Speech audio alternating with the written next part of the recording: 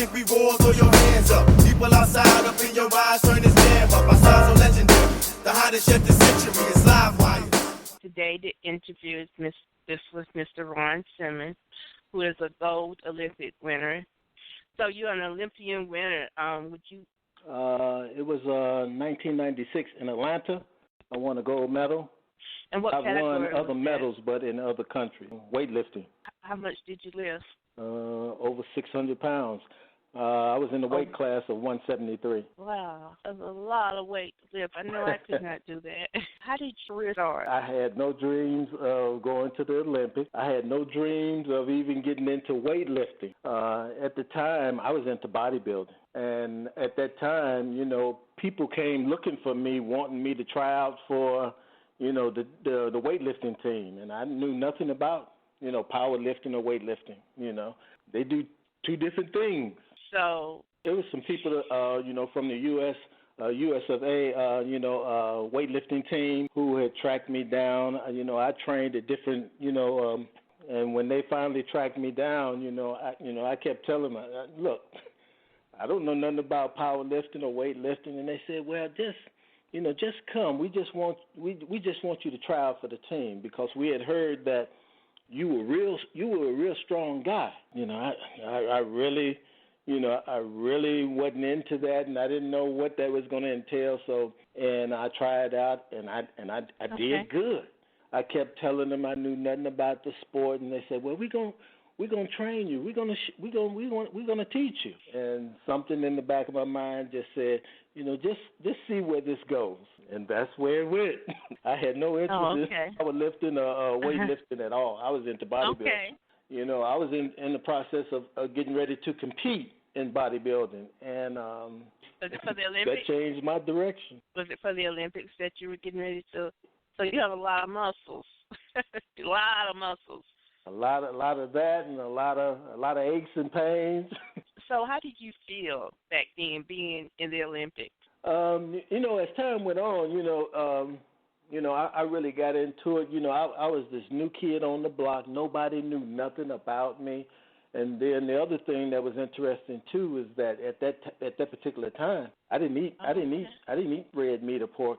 A lot of these cats who was winning these different tournaments and stuff, you know, I was coming in as this new kid, all off the block. I was getting tested all the time, and I don't. A vegetarian during the time in 1996 where you were Olympian? Yeah.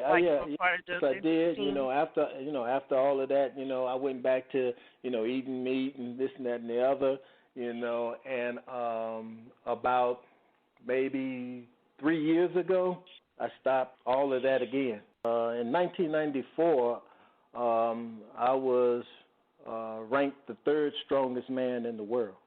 So you're still famous. You realize that, don't you? I think the person that opened the door for me was the person that I met back in the 80s. And he's famous. He's no longer here, but he was well known. He was a well-known bodybuilder by the name of Sergio Oliva. He is the only bodybuilder that ever beat Arnold Schwarzenegger. And he was my mentor, and he was one of my trainers. But he died back in 2012. He taught me a lot. So what is your film about Cabrini Green? Did I pronounce it right? My film is about public housing. I grew up in public housing. Yes, my mother raised 5 children by herself in public housing, you know, and a lot of places that I've traveled, you know, around the world, you know, when people find out that I'm from Chicago and then I tell them what neighborhood I'm from, you know, when they find out what neighborhood I'm from in Chicago, you know, all the things that they would always say was negative things about. They talk about killings a lot. Film is really it's going to be a film that's going to be an eye opener. It's going to be uplifting. It's going to really tell the true stories of how people really lived in public housing and grew up there. And very famous. My mother grew up with Shaka Khan's mother. Shaka Khan was born there. Yeah, Jerry Butler grew up there. Curtis Mayfield grew up there. Major Lance grew up there. One of the members of the Shy-Lights grew up there. You know, it's like. Yeah, but yet it has a lot of negativity when people talk about it. The extra in Greenleaf last year, I believe that. I talked to someone, and they say it's not that bad. It's not like they're saying. It's not. Well, the other thing is that the area has always been wanted by the powers that be and special interests because of the location. And when you don't control the media that's being controlled by special interests, they can say whatever they want about an area and make it good or bad.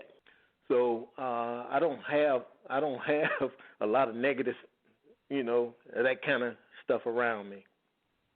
That's going to conclude the interview. Unless there's something else you would like to say, Mr. Ron Simmons, Mr. 1996 Olympian winner, gold winner. I appreciate that, Angela. I appreciate you reaching out to me and wanting to interview me.